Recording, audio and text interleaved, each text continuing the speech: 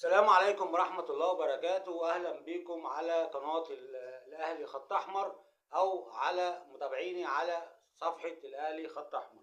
في البداية طبعا احنا عايزين نبارك للمنتخب المصري على الفوز على منتخب بنين والصعود لدور ربع النهائي في بطولة أفريقيا.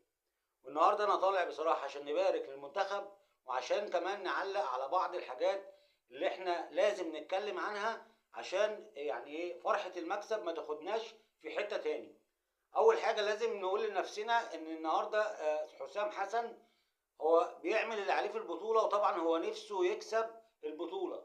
بس اللي احنا شايفينه في المباريات اللي فاتت بيبدأ بتشكيل مش بيرضي جماهير منتخب مصر. يعني النهارده بدأ بتشكيل، برضو التشكيل ده مصمم عليه في كل مباراة. وانا عايز اسأل يعني هو ليه ما بيلعبش بمهاجم زي مصطفى محمد، وبعدين بيرجع يصلح اخطائه بحاجات في بعد كده بالتغييرات. والنهارده كان متأخر جدا في التغييرات، لدرجة ان المعلق بتاع المباراة كان عمال يقول خلاص حسام حالف النهارده مش هيعمل تغييرات في المباراة. اول حاجه لازم نتكلم عنها، طبعا ده احنا طبعا كلنا فرحانين بالفوز، احنا مش طالعين نهاجم حسام حسن او طالعين، احنا عايزين نعلق على الاخطاء عشان نعرف ناخد بالنا منها بعد كده. ويا ريت الكابتن حسام حسن ياخد باله من الموضوع ده زي ما احنا شايفين بالظبط. اكيد الجماهير المصريه شايفه حاجات الكابتن حسام مش شايفها.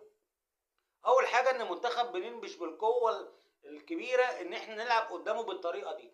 يعني احنا النهارده قلنا الماتش جنوب افريقيا ماشي كان صعب وكان مطرود مننا واحد، لكن مباراه النهارده كان مطلوب منك ان انت يبقى فيه هجوم وان انت تستغل الفرص اللي ضاعت، بس احنا ما شفناش الكلام ده خالص.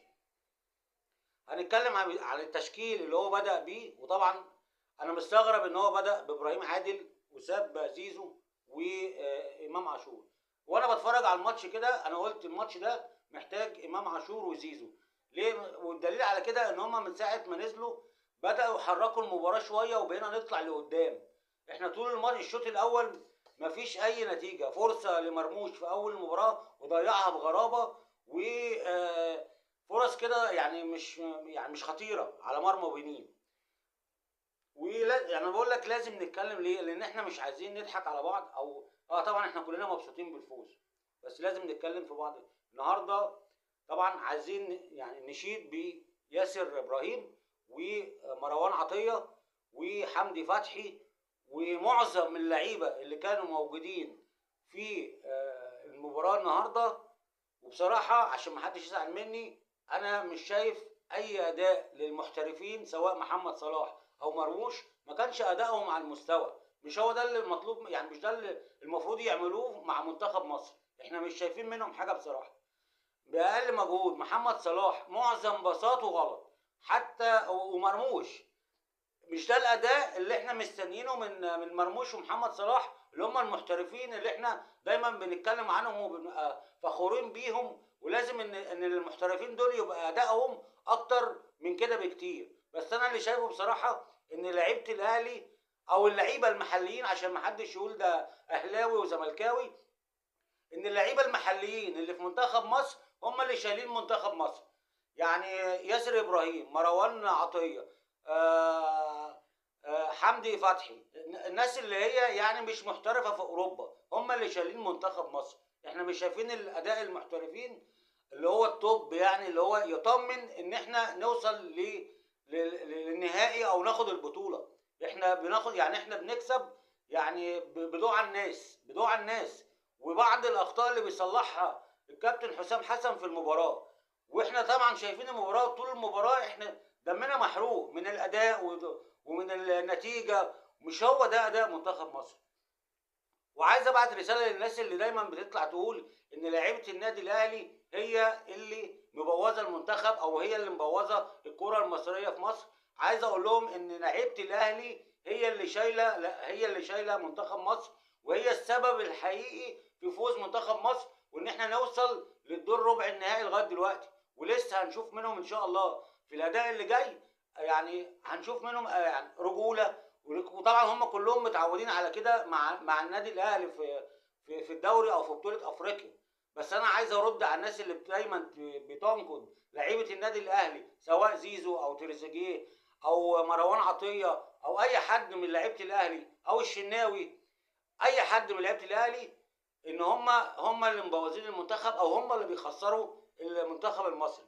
عايز اقول لهم ان لعيبه الاهلي هم السبب الرئيسي في فوز مصر في المباريات اللي فاتت جنوب افريقيا واحنا مطرود مننا واحد، وهم السبب الرئيسي في فوز مصر النهارده 3-1 على بنين، وهم ان شاء الله السبب ان هم هيوصلوا مصر للنهائي ونقدر ناخد البطوله. بس محتاجين شويه تركيز من الكابتن حسام في اساسا في التشكيل. اول حاجه انه لازم يبدا بتشكيل كويس وطريقه هجوميه اكتر من كده. الكابتن حسام كان بيطلع في الاستوديوهات التحليليه دايما كان ينقد المدربين الاجانب على انهم بيدافعوا، وكان دايما يقول ان صلاح لو مش في حالته يطلع عادي، مع اننا احنا شايفين ان صلاح مش في حالته وبيلعب لغايه الدقيقه 120. يعني احنا عايزين، بس احنا كل اللي عايزينه من الحلقه اللي احنا بنتكلم فيها دي ان احنا نمسك على الحاجات اللي هي الاخطاء اللي بتحصل في المباراه عشان نقدر ناخد بالنا منها بعد كده. في النهايه بس انا مش عايز اطول، انا كل اللي طالع ابارك طبعا لمنتخب مصر واعلق على بعض الاخطاء اللي حصلت في مباراه مصر وبنين عشان ناخد بالنا منها في اللي جاي. لازم كل واحد ياخد باله من اللي جاي. طبعا احنا كلنا عارفين الكابتن حسام استحاله هو شغله الشاغل ان هو يعمل حاجه لمصر وان هو يوصل للنهائي، وبنتمنى له طبعا التوفيق في اللي جاي، وبنتمنى لمنتخب مصر التوفيق. ويا ريت الناس كلها، كل اللي تشوف الحلقه تدعم برأي وتقول تعليق وتقول رأيها، هل الحاجات اللي احنا قلناها النهارده صح ولا غلط. عايزين الحاجات طبعا من ضمنها لعيبه الاهلي شايله المنتخب ولا لا، ان اللعيبه المحليين اللي في المنتخب هم اللي شايلين المنتخب، وطبعا سوء اداء اللاعبين المحترفين في اوروبا. يا ريت كل اللي يشوف الحلقه يقول لنا رايه، هل الكلام اللي احنا بنقوله ده صح ولا غلط. في النهايه طبعا بنبارك لمنتخبنا وبنتمنى لهم التوفيق. ويا ريت كل يشوف الحلقه يعمل لايك وشير عشان صوتنا يوصل لكل الناس، وان شاء الله مصر توصل للنهائي ونقدر ناخد البطوله. السلام عليكم.